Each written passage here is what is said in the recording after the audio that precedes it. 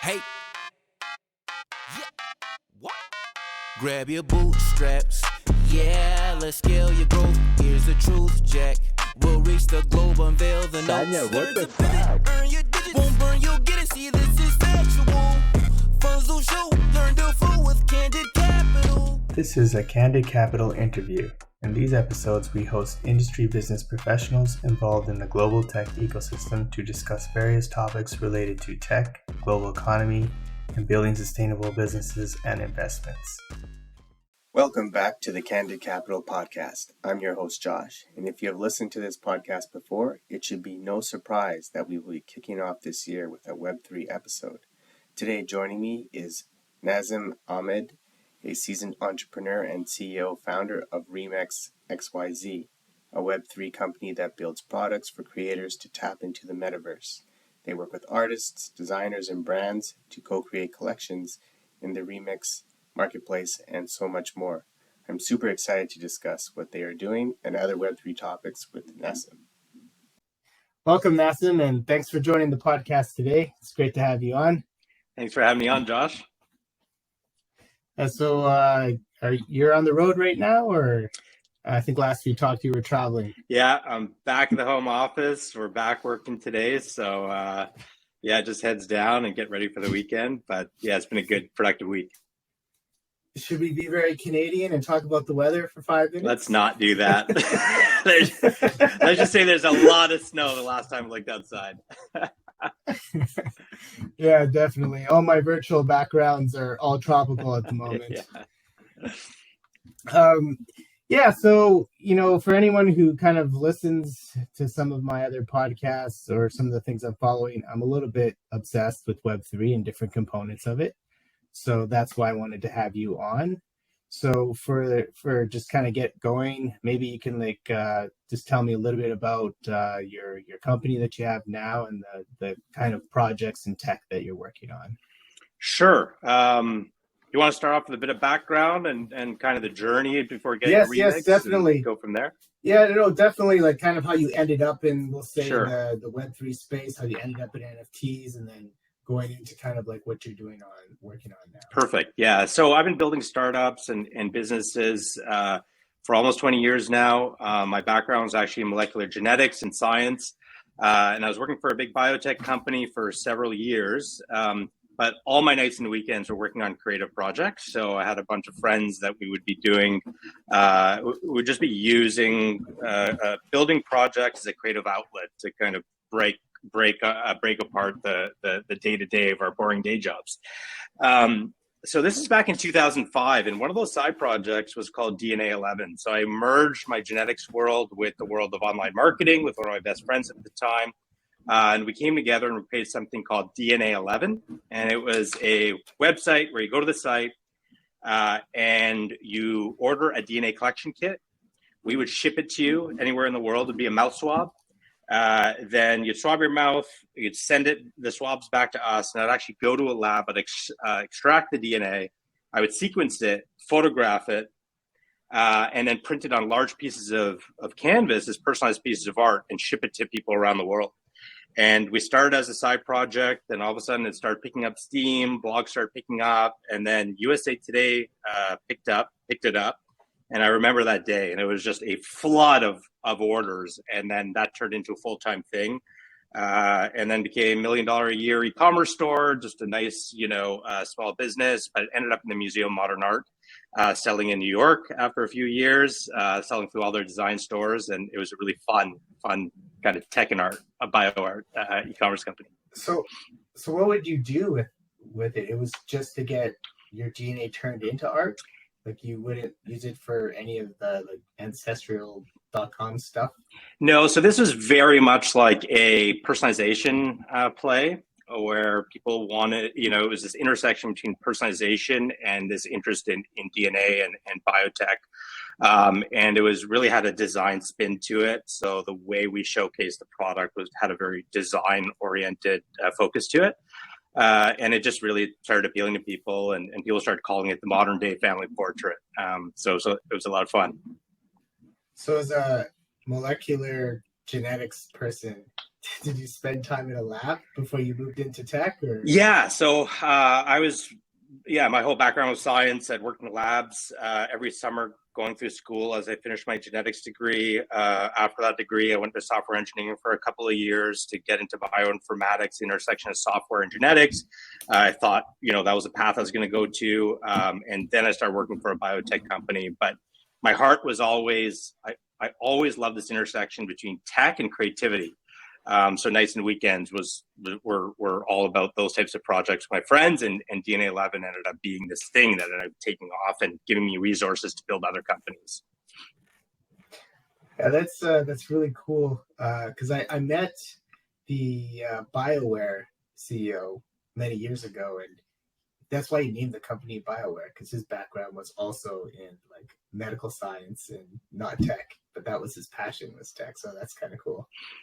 And I guess maybe segueing into what you're doing now, did those DNA art pieces get turned into NFTs at any point? No, so that was long before NFTs got popular. I actually evolved into a company called canvaspop.com that allowed people to take mobile photographs and turn into artwork. That started serving over 1 million customers around the world. But we started working with artists a lot to be able to do all of their printing and shipping and logistics. And then they used a bunch of software that we had built in the back end to run their back end operations.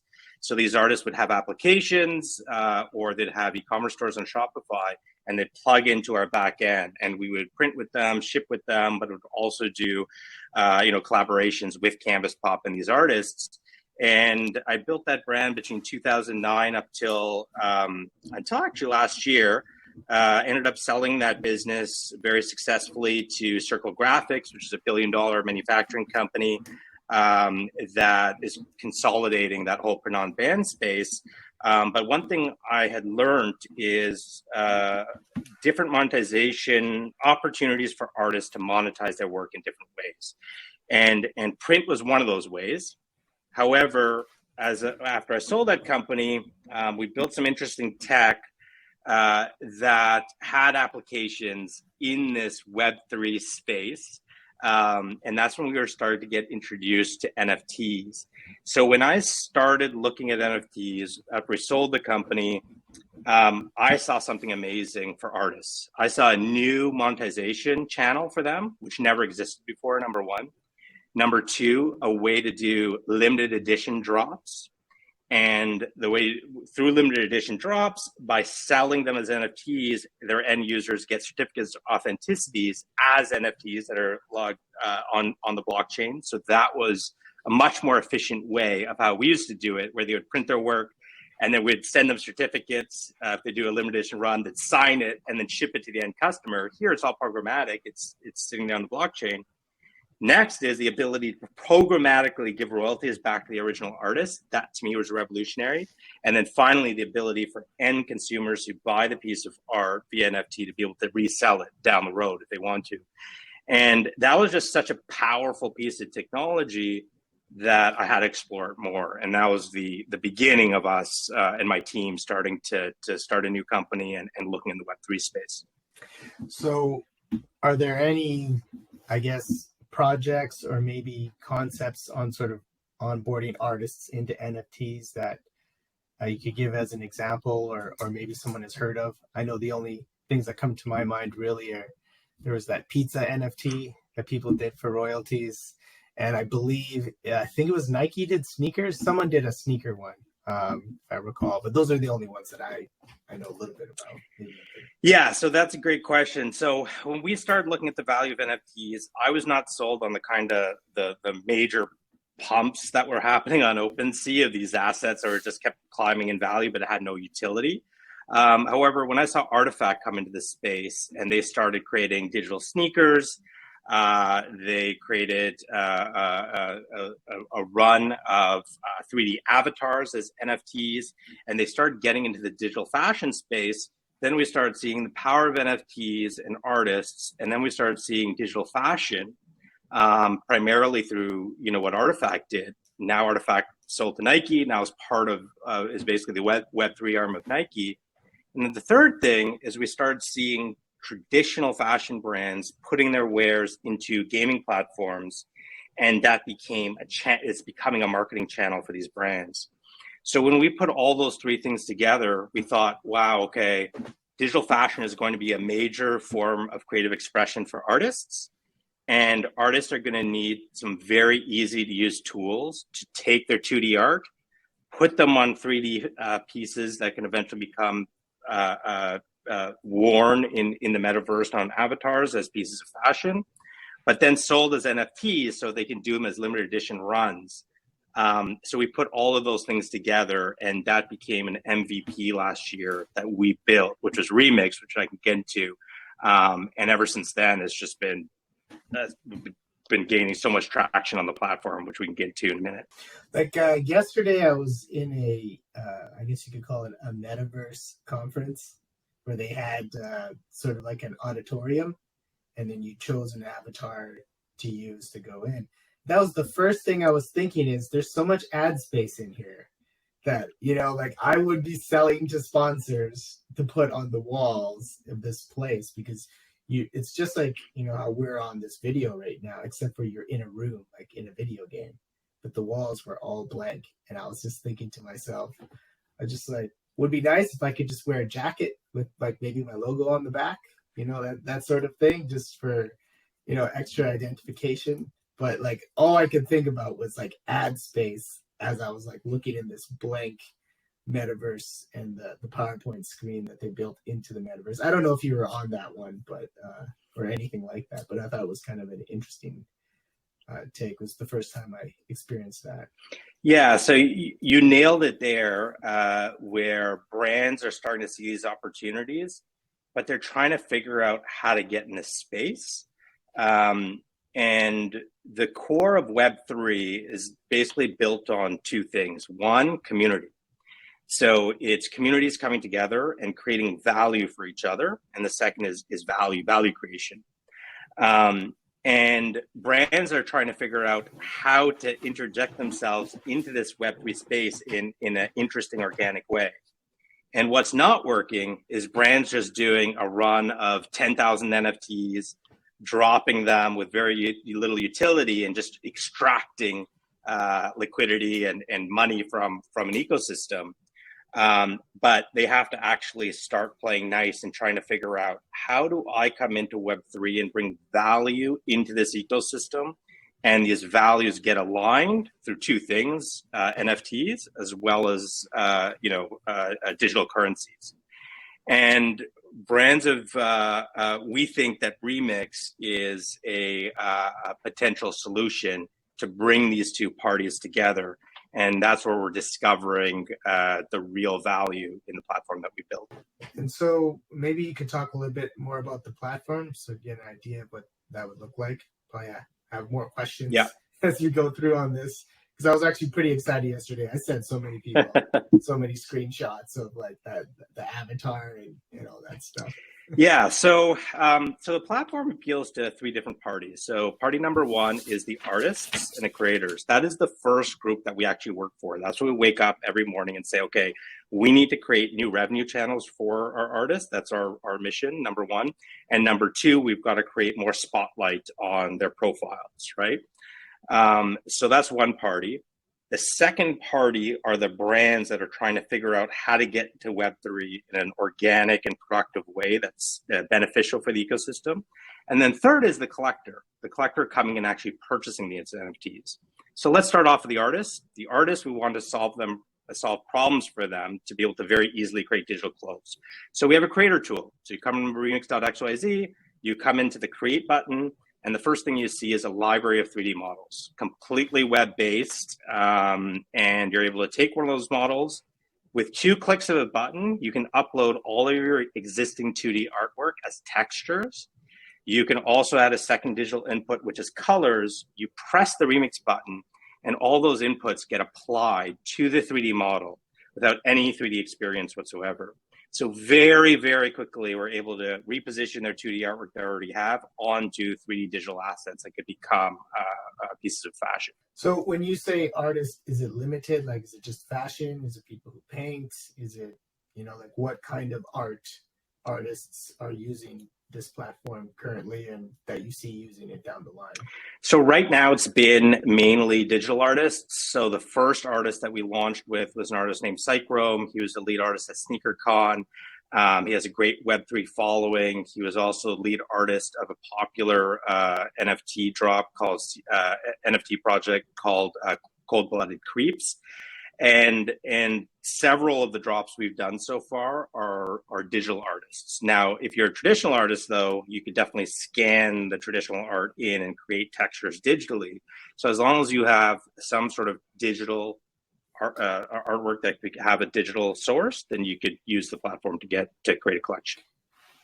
Because one of the things or events that I've attended is where they have artists come in and they do live canvas paintings that get turned into NFTs and then they auction them off. So that's why kind of my question was, so for that type of group, is that they would just scan the canvas and then mint it on your platform? Well, they wouldn't mint the art. What they would do is digitize it, and then they would put it on the 3D models that'll eventually become fashion. So we're not really in the game of minting 2D JPEGs. That's there's lots of platforms for that. We have our own creator tool that creates unique content for our platform, and it could just, with a couple of clicks, take their 2D art, turn it into a 3D model like the one you see behind me. And then now all of a sudden, when you press remix, the digital inputs are placed on a 3D model, and then every time you press remix, a new version of it comes up. So you can actually create 10,000 different versions of it in a few clicks of a button. So now you can create a limited edition run of, let's say, 100 or 200 using our platform to mediate all the different versions of it using the remix button. Okay, so just to make sure that I'm clear not on this. Sure. So yours is really kind of digitizing it, and then you take it somewhere else to get minted. So and then you could put it in the metaverse. Yeah. Is that kind So of this the is process? so that's step two. So step one is the creative process of the creator tool. So you got your 2D artwork now. You've got on the 3D model. Now you want to put in some parameters because you want to sell this NFT, right? So you want to sell this as an NFT. So the first thing you say is, what number do you want as a limited edition run? So let's say I want to just drop a limited edition run of 50 or a limited edition run of 100. And every single drop that we do on our platform is limited edition. So there'll only be 50 of them, 100 up to, over 1,000, so on. Then you submit those details to us. We're a fully curated platform, so we accept artists on the platform that have a certain, quality bar. And then we publish the collection on a Remix storefront. So what you basically get is when you go to Remix as a collector, you can go to the marketplace, you see all of these different pieces of digital clothing as art. When you click on it, you can see the storefront, you can see the digital shoe or jacket or piece of clothing. And then you have all the details of who the artist is, the details behind the collection. And then what we do, something that's a little bit different on the storefront, is the end consumer can press Remix and get a different version of that shoe or that piece of clothing. And it's 100% personalized to the end consumer. So it's almost like co-creating with artists using technology to mediate it. Once you get the version you like, you mint it, then it becomes an NFT. Now you've got a certificate of authenticity proving that you own limited edition run of, let's say, number 3 out of the limited edition run of 100. And then once you get that NFT, you get all sorts of utility associated with it, which I'll get to in a moment. Okay, so I have two questions. Yeah. One's technical, and then one's about the personalized design. So I'll ask the personalized design one first because it's probably easiest to answer. For sure. So if I choose to personally get a shoe, let's say, designed, do you have a 3D printer or a manufacturing partner that I can send it to make that for me and send it to my house? Yes, that's a great question. So this is how the platform is evolving now. So first step was create the design tool. So 2D artists can easily create these 3D pieces. Second, the storefront. So end consumers and fans of the artist can purchase these as NFTs and digital collectibles. The next stage was end collectors now wanted to do more things with these NFTs. So what we did is we created something called the benefits section. So once you purchase an NFT, you go to the drop down on Remix, you go to your benefits section, you open it up, and there's all of these utilities that you could tie to these NFTs. Out of the box, we tie AR to the wearable. So if an end consumer opens up their benefits section on mobile, you could press one button, you see it in your environment. You can create content, so on. You get all the 2D and 3D files. And keep in mind that every piece is 100% unique through the Remix button. Therefore, you could print it and have a piece like this made, or you could bring it into 3D software and do creative work on it, and so on. The next thing that we do is we give the ability for the artist to add more utility to it. So now what's happening is they're tying up with manufacturers, and manufacturers are coming to the back end, say, we will actually create that unique image, plugging into our background, into our system, and then the end buyer can actually have that shipped and delivered to them as a benefit tied to that utility. And that's how the platform right now is evolving into. So that is incredibly exciting to me because I've been kind of talking about this idea of sort of reshoring but decentralizing manufacturing. And so I was talking to another analyst that was kind of had the idea of manufacturing as a service. And so when you have enough automation for certain products, you'll be able to put these facilities kind of like an Amazon fulfillment center near large cities. And then all you need is all the technical stuff that a platform like yourself would make in order to be able to give it the specifications to create it and deliver it. Of course, this is probably far out, but I don't think it's going to be an impossibility for something. And again, it depends how technical it is. I mean, again, it depends on the product and how technical it is. A shoe is a little bit more complicated. There's so many parts in it, I suppose, unless it's a Croc. For example, but there are lots of products that with smart manufacturing, I could see this happening down the line. So that's a great segue into a real project that we're actually launching in a few weeks. And we're doing the setup for it right now. We're starting to do the promotion for it in a couple of weeks. So there's a shoe brand called Rollies. It was started by Vince LeBon, who's a renowned shoe designer. He's done stuff for ASICS, Adidas, several different brands. And he's got this amazing shoe brand called Rollies. So we got connected to him, and he was looking to get into the Web3 space, but in a way that he brings value to the ecosystem, and he does it in a cool, organic way. So what he has 3D models of one of his shoe brands, but he's actually already has the molds done, and he has the ability to print textures onto the shoe and have them delivered since the mold is already done. Now, we don't believe that brands should just come in and drop that shoe on our collectors because we don't feel like it's bringing value to the artist community. So what our platform does is Rollies and Vince gives us the 3D model as a blank. It's called a Remix Blank. Then we hooked him up with Psychrome, one of the artists that we've done one of the first drops with. He has a Web3 audience. He has, he's a leader. He's one of the artists a lead artist at SneakerCon. So he has a phenomenal sneakerhead community that follows him.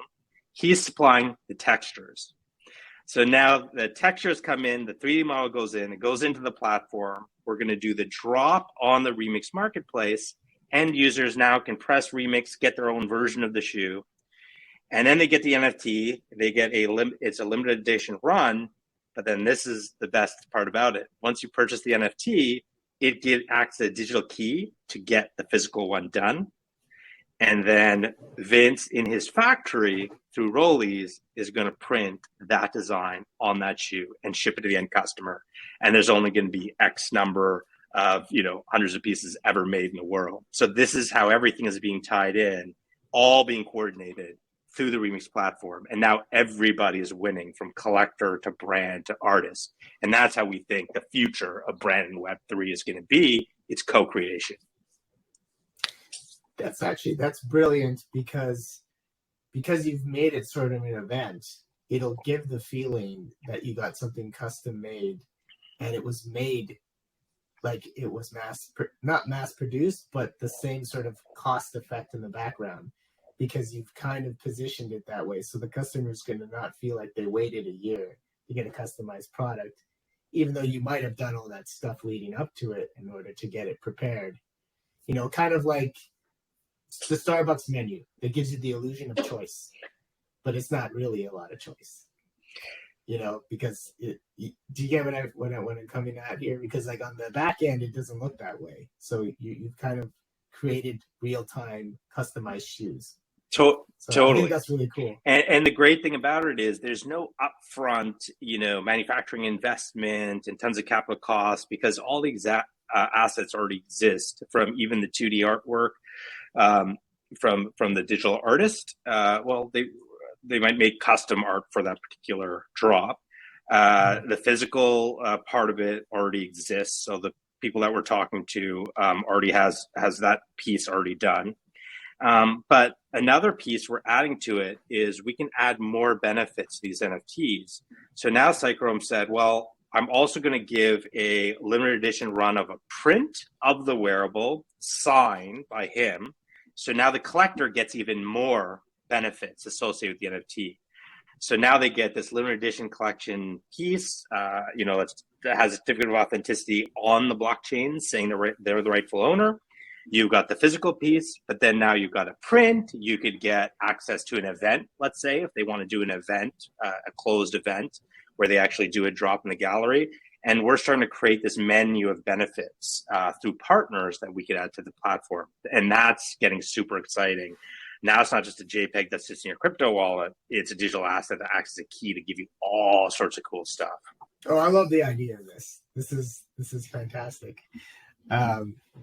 So my second question, so when you mint it and it's in the store and whatnot, have you created your own blockchain, or are you based on a particular one?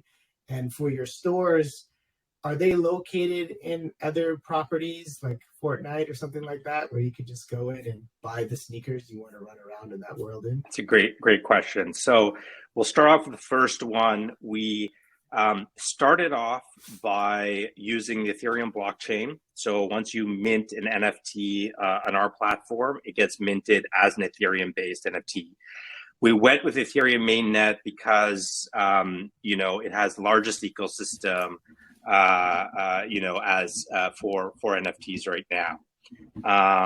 And it has the largest ecosystem of you know, owners of Ethereum as a cryptocurrency. So that was step one. However, we're starting to explore now that you can actually mint that on Polygon. You can mint that on other blockchains as well. So we're starting to explore which other blockchains that we're going to be able to mint on. The second part of that question was, okay, well, can you wear this now in different platforms? So we did a drop with an artist who is responsible for a popular NFT project called Ray Crazies. He delivered, and you can check out the shoe. It was sold out very quickly. You can check out the marketplace. It lives up to its name. It's a crazy looking shoe. You got to go to the marketplace to look at it. And he did that drop. But then in the benefits section, you also got a version of it to wear in Decentraland. So when you buy the Remix token, you go to Decentraland, you log in Decentraland, you can wear it there as well. So what we're starting to do is develop technology now that could take the Remix wearable and create different versions of it automatically. So the first experiment was Decentraland. Now we're looking at other Metaverse decentralized platforms like Sandbox, for example. But eventually what we'd like to do is have a Roblox version, Fortnite version, and you know, build those Web2 partnerships in the Web2 gaming ecosystem as well. So that's kind of the long term that we're trying to build. So this is how you're kind of dealing with, you know, the fact that it's not interoperable in these different metaverses, and it doesn't seem like that's coming anytime soon. Yeah, so you got it. Kind of like a way around it. Yeah, you got it. Because, you know, I guess the holy grail is for interoperability is to be able to take this digital asset and it just automatically works in every world when you connect your wallet. I think that's going to take a long-term process of every platform, you know, getting together in a certain a certain layer of standards. However, we're not going to wait for that. What we're doing is building an engine in the back end that can create different versions that can live in those different virtual worlds. So maybe you have the answer to this question, because I'm not entirely sure. I don't have an avatar. Yeah. In general. Yeah. So if you have one in one of these worlds, I'm assuming you can't take that avatar and just take it to another one. You have to remake it, correct? Exactly. That's why we have to, on our end, create a different version of it that's compatible with the avatar in Decentraland, and also it's compatible in terms of the specs of their 3D wearables. So it's a converter on our end to be compatible with those different worlds. Now, what we did in terms of avatars is we actually launched a feature we just launched a couple weeks ago called Showroom. So when you go into Remix, you log in, you go to Showroom, you have an avatar, a Remix avatar that everyone gets for free. You have a male or female version of it. And then all of the Remix wearables that you purchase on the site as NFTs get populated in your digital closet. And you can then wear it on that avatar and share that content in different places. And that's really us dog fooding our own, wearables with our own avatar to be able to then take this and make it compatible with other worlds. But what better way to do it is to create our own world first. And so for the avatars that you offer, are they very detailed, or are they more of a basic one and you focus more on the skins and the accessories? And then the second part is the avatar component something you're going to be developing further as you progress? Yeah, once again, good question. So you're thinking about all the similar things we've been thinking about as we've been building the platform. So our first offering was, let's offer the Showroom with a base avatar that everyone is able to use, and it's very basic. So just choose a male or a female, populates in the Showroom. You can wear all of the NFT wearables that you purchase off the platform. Now, what we're building now is we will be allowing our users to then upgrade their base avatar to an NFT avatar with unique traits, a backstory that they can actually own. So we're going to do a drop of 10,000. Once you purchase this NFT, you log into our platform, you connect the wallet. We recognize that you have an NFT-based avatar. It then upgrades the base free avatar into your NFT avatar that you own. You now have a piece of IP that you own that can grow in value as the Remix ecosystem grows in value. You are now incentivized to be able to share the content, and because you now own a piece of IP. And then it's our responsibility on the back end to be able to monetize this IP and these unique characters in all sorts of different distribution ways, whether it's our own video gaming system or experiences, whether it's other pieces of media that we can create, or empower the NFT holders to be able to create those businesses themselves. So like the idea of the artist canvas, if I wanted a particular detailed avatar, would I just hire an artist to make, I don't know, a cyberpunk version of me, and then I give it to you guys and you turn it into an avatar? Great question. We're definitely not going to be an avatar company. What we would do is potentially create different versions in your benefits section so that avatar can live through different worlds. Or we'd partner with someone like a Ready Player Me, who's really an avatar-based company, and then get all of our assets working on a platform like that or another avatar platform. But there's several different directions we could take. We're just kind of doing things one step at a time, getting a ton of user feedback. Right now, the brands are starting to knock on our door pretty aggressively because they're trying to figure out the Web3 campaign. So that's like the next stage we're really trying to do now is brand plus artist coming together with the collab. And then our first distribution place, the Showroom. And then the next move is to upgrade to an NFT-based avatar that collectors can own. And then at that point, we'll reassess the path. Well, I was just like thinking, in terms of interoperability. If you had your sort of your digital identity as this one really cool avatar that you decided to make, you just carry a wallet full of NFTs or whatever's on you, NFTs that you can move into these different digital spaces along the path. That's just kind of what Totally. I was thinking of. But you're looking at this the Um, right way, though, right? Like, because the way I look at all these metaverses, they're different planets. Each planet has its own currency and it has its own ability to own assets in that planet. You also look a certain way on that particular planet. So you'll look a certain way on the Remix planet, but then in the Bored Ape Yacht Club planet, you'll look like a Bored Ape. In the Artifact ecosystem, you're going to look like the Artifact avatar, right? So once you move into these different metaverses, how I see it exactly you see it. So once you go into their ecosystem, whether it's their sites or applications, you connect your wallet, it recognizes that you have that avatar. Then all of a sudden you're that version of the avatar in that planet now, right? But all of these assets are being held in your wallet. So it's almost like a passport. so I don't know if you watch anime at all or have, but there is a show called I think it's called Sword Online. And so this whole concept is metaverse. But what happens is when you go into a new metaverse, you can take your experience points with you, but everything else is gone. And so what it means is like when you go into this new metaverse, you look all different, you have to rebuild skills, but you'll have certain assets that are transferable. And those experience, maybe it'll be money or maybe it'll be, it just happened that if you were playing a sword game, you're always good with swords, whatever it is. But it's kind of like that. But you have a loss that you experience, but then there's certain things you can take with you. That's very cool. I'm really hoping that Ready Player One is not how the world turns out, because I don't think that will be very interesting.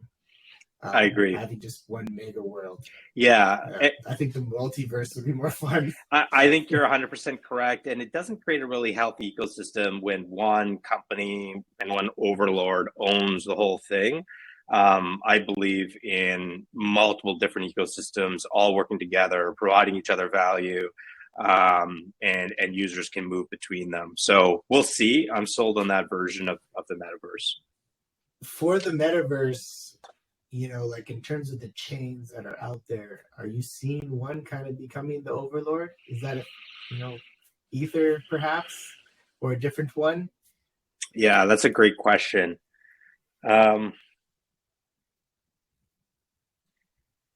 So we're starting to explore, obviously we're in the ETH ecosystem right now. However, there's all these different metaverses building on the ETH ecosystem. Then you've got Polygon now as a layer 2 that's starting to get a lot of traction with brands. We're starting to look, we want to be chain agnostic eventually and be able to be, compatible with all these different chains.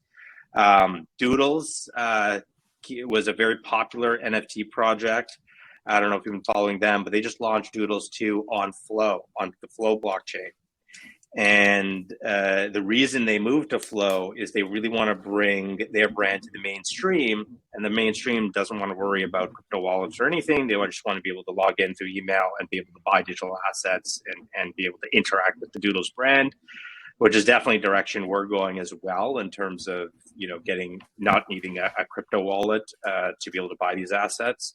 So it's super interesting the way everything is starting to build. But it's so early, right? And we're trying to stay nimble, but stay focused at the same time. Things are changing like crazy. I'll tell you that much. Well, I guess my next question would be maybe a bit difficult to answer then. So because of like the phase you are as a startup working in this space, and let's look at other companies that are in the same stage or earlier, do you think that they should just focus on the overlord, we'll call it, chains, or do you think they should try to spread at least to 2 or 3, and not just to hedge their bets, but to also try to keep the industry a bit diverse at the same time? Yeah, that's a great question. the only thing that I can always say is how are we dealing with this?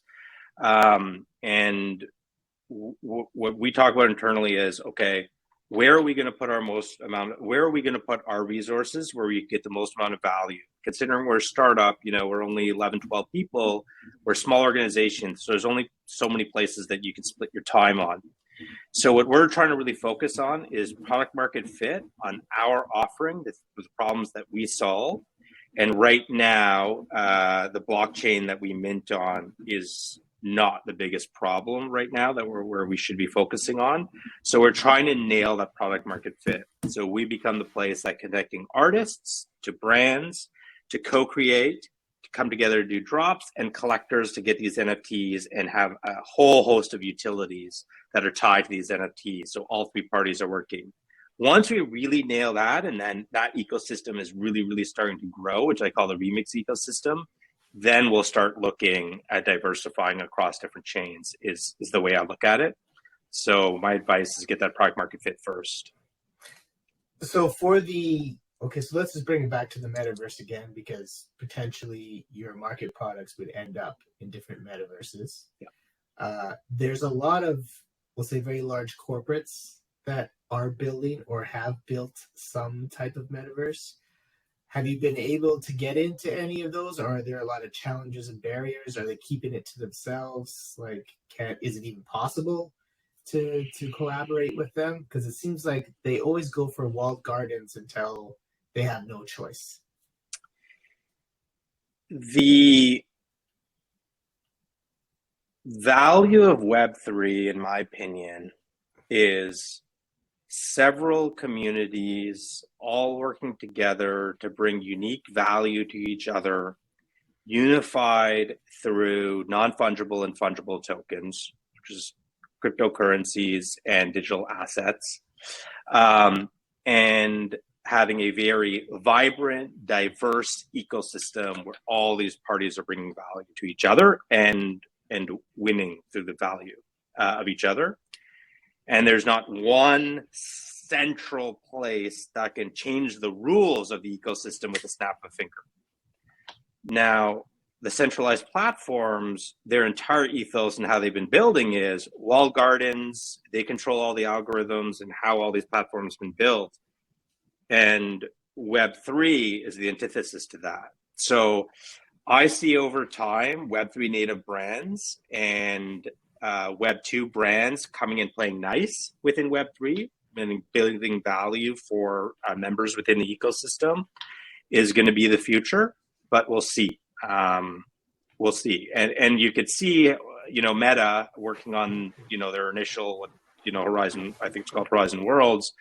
You can see that they're starting to even evolve their thinking now and realizing, okay, listen, it's not just going to be this one place, like you said, like Ready Player. I always say Ready Player Me, the company, but it's Ready Player One.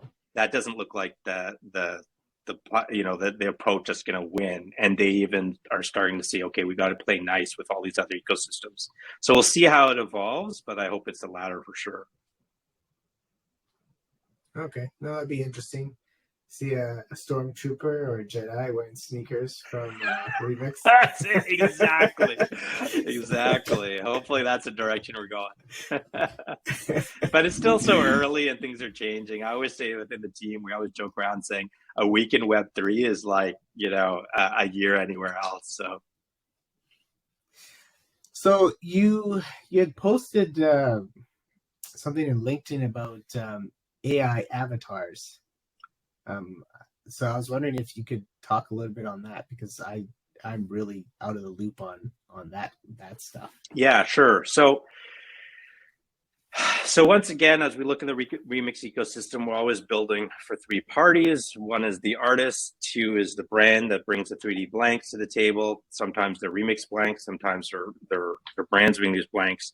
Then you look at the collectors. So the collectors are buying these collab pieces to get utility to it, but they also want something to grow in value, and that's why we're launching the NFT avatar. So once you own this NFT avatar, we're starting to explore, okay, well, we need to bring as much value to the table to that collector that owns that NFT avatar.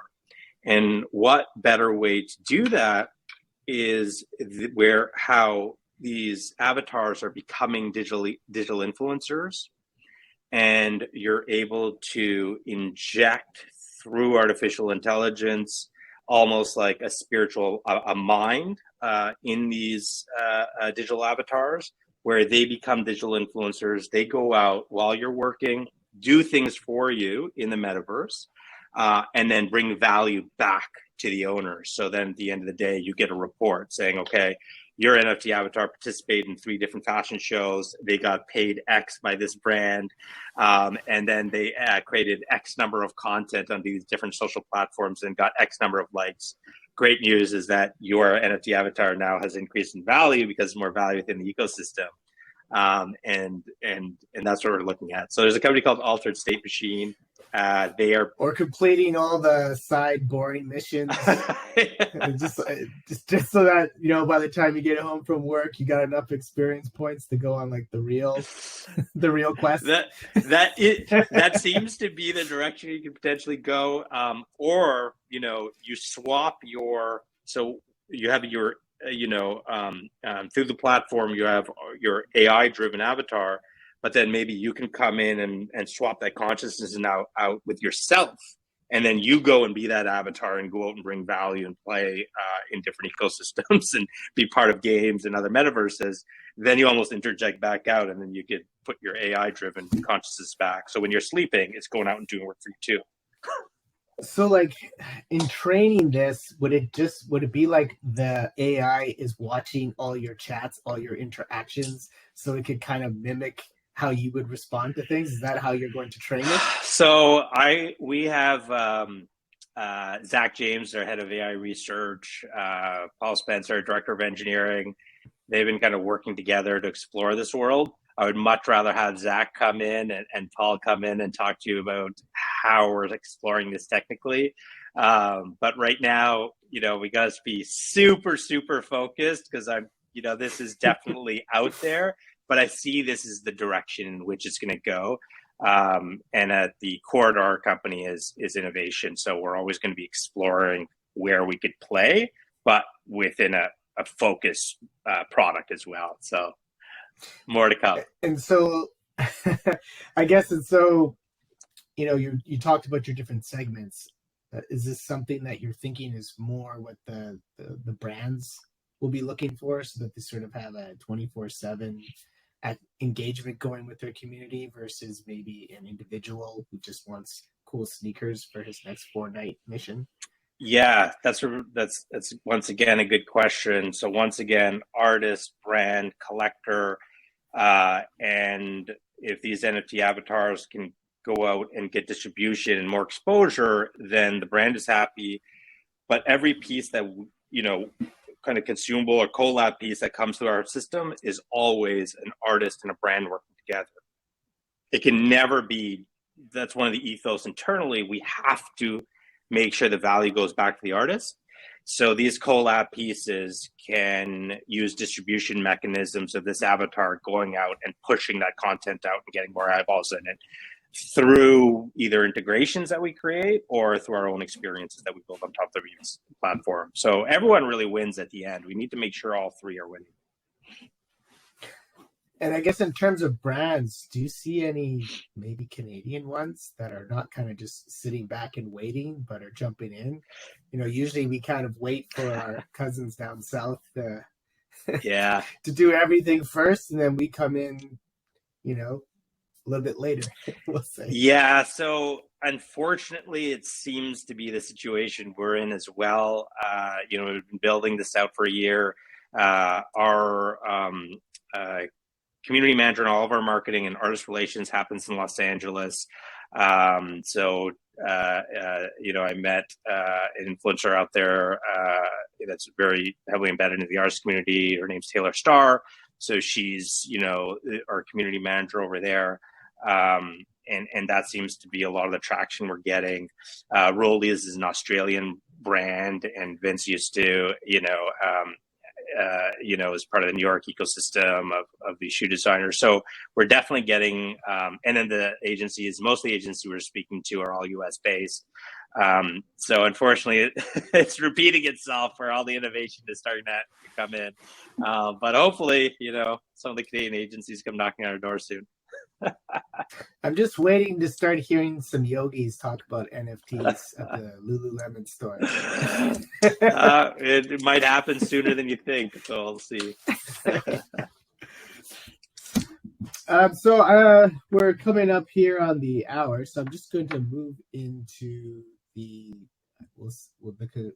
hot questions, we'll call it. So pretty much, are you reading or listening to any interesting podcasts or books? So for all kind of crypto news and decentralization, Bankless is a good podcast. A16Z Crypto as well. So that's Andreessen Horowitz's crypto division, which I find super interesting. Matthew Ball put out a book around the metaverse, which is starting to got a ton of traction. And then internally, our team is constantly sharing articles, sharing papers, patents in the space, and the core of our entire team is really just based on knowledge transfer. So it's an exciting time over the next little bit. So we'll see where the innovation brings us over the next little while. Yeah, I just joined a WhatsApp group from, I think her name's Kathy Ackle, yeah. Following her as well. It's one-way communication, but it's like nonstop metaverse related articles and stuff in there. So that's an interesting one if you haven't joined that one. The next is, so last we spoke, you talked a lot about video games. So I was wondering if you are also gaming currently and if there's a particular one that's got your obsession right now. Honestly, I have to admit, I'm not a huge gamer. My kids are, though. So my son, 11-year-old son, he uses Fortnite as, obviously he's play sports, super active kid, but him and his friends use Fortnite as a social hub for themselves. So I sit and observe how they interact with the game. And there's two things that are happening. Number one, it's social interaction for all of them. But number two, he drops so much money on digital assets. And I know because it hits my credit card that, they see value in digital assets and they see social value in these digital worlds. And that's the thing that's hitting me most. My daughter is more Roblox, and she just kind of lives. It's more Roblox for her. My son is more Fortnite right now.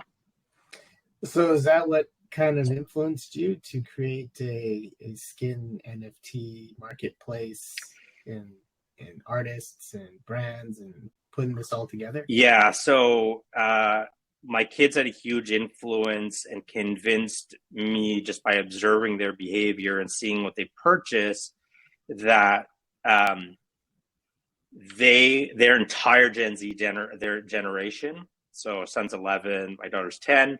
Their entire generation values digital assets, and as they continue to grow and then enter the consumer segment, they're going to look at the value of these NFTs, which is something you can resell, which and be able to have ownership over and be able to tie it to all sorts of different assets and experiences.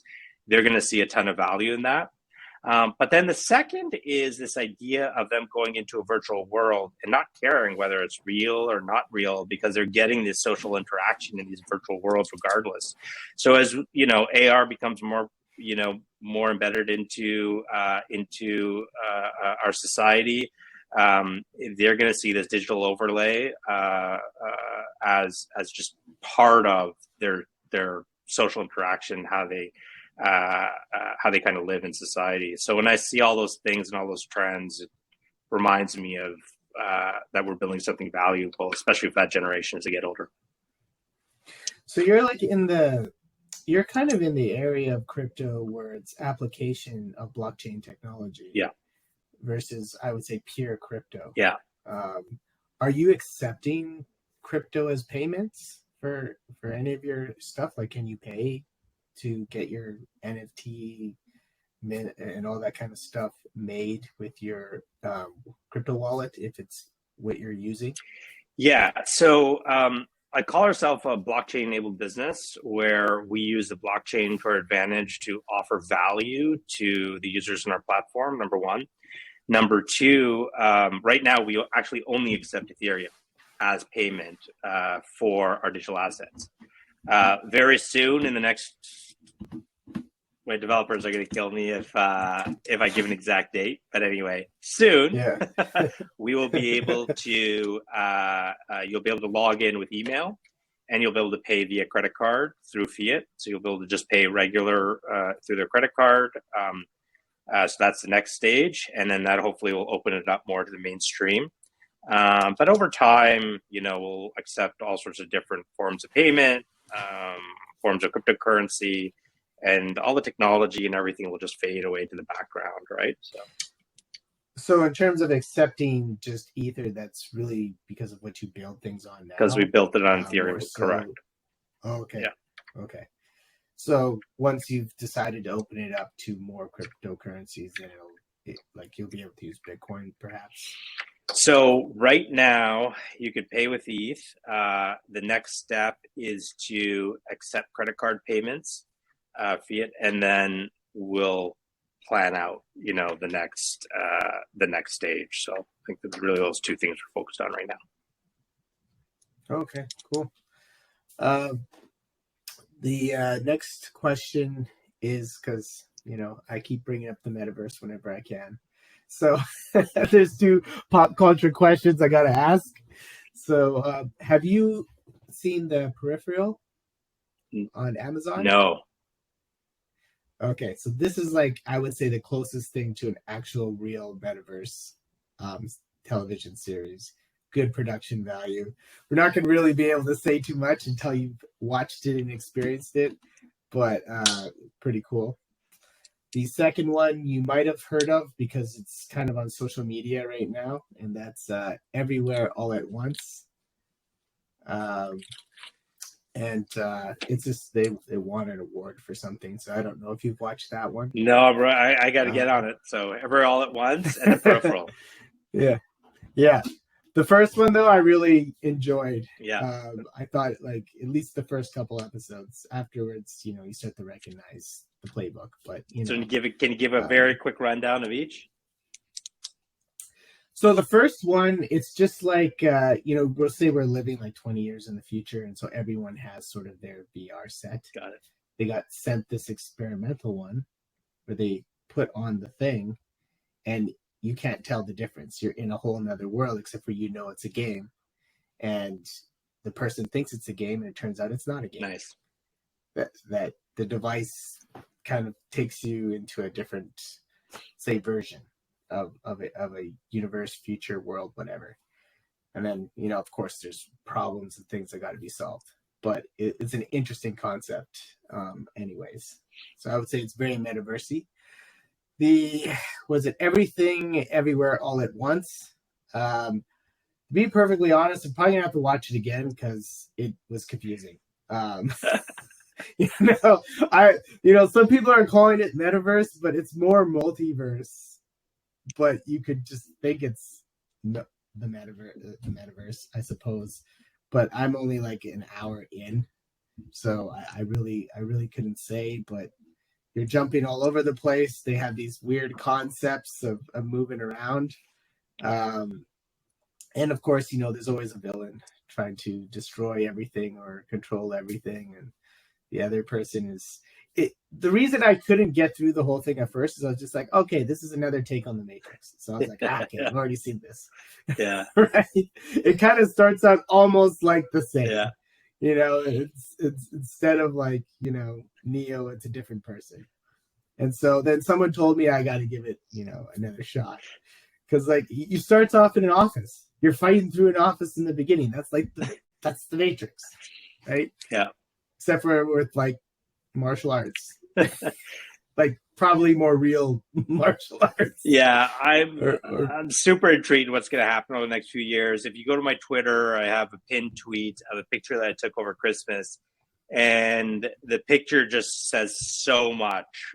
It's my 92-year-old father wearing a VR headset, and he's just looking up, and you could just see, even though his eyes are covered with his headset, you could just see the amazement in his mouth. Now, this is a 92-year-old man that came from, a village in India, came to Canada, became a physicist chemist, it's got hundreds of publications, patents in physics and chemistry. And he put this VR headset in the world on his eyes, and he was just blown away with what he was looking at. Behind him is my 11-year-old son that I talked about. And he is in the background laughing because he's looking at his 92-year-old grandfather just totally blown away with this virtual world. But for him, it's totally normal, and it's what he's growing up in. And it's just such a powerful photograph. So over the next few years, I can't wait to see where this thing goes. oh yeah, I think we got a lot of fun ahead. Most definitely. My daughter's here from school, so that's probably a sign that I got to get moving here. Just give it a minute here. All right, there she is. So before we sign off, is there anything, if there are any links, any social handles that you want to put out there, how people could get in contact with you, that kind of stuff? So yeah, site remix.xyz, so remx.xyz. Find us obviously on Twitter.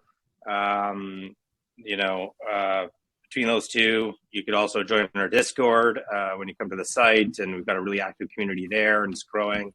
But yeah, excited to keep building and hopefully bring some more value to our artists, which is our real mission. And then step by step, let's see where it goes over the next several years. Oh, that's great. Thank you very much for doing this. It was great to have you on. Awesome chatting, Josh. We'll talk soon. You can find information about the Candid Capital podcast on the website, LinkedIn, and Twitter. Episodes can be found on Spotify and other podcast platforms. A quick reminder that this is infotainment and is not intended to be professional advice, malicious, or hateful. The views, information, or opinions expressed during the podcast are solely those of the individuals involved and do not represent those of employers, partners, and their subsequent connected private and public associations or organizations. We candid, I hope you understand it. Your business growth, we planned it. Yeah, this ain't for show, we stamped it. Yeah, no FOMO. Everyone come join, no solo. This all factual. From me to you, this Candid Capital.